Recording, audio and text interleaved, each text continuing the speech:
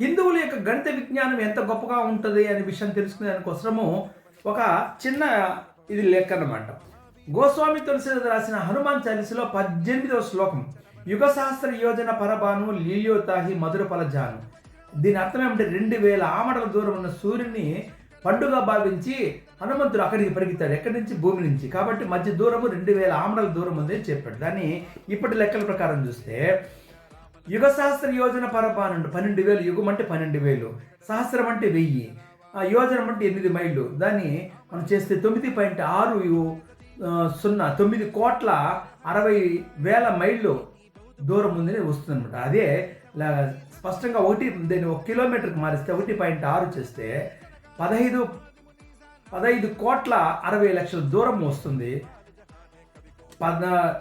Science ప్రకారం చూసినా కూడా 149 మిలియన్ కిలోమీటర్ల దూరంలో ఉంటే స్పష్టంగా సరిపోయింది అనే విషయం. కాబట్టి ఇంత గొప్ప విజ్ఞానము మన హిందువులకు ఉందనే విషయం తెలుస్తుంది. వీడియో నచ్చినట్లయితే లైక్ చేయండి, షేర్ చేయండి, సబ్స్క్రైబ్ చేయండి.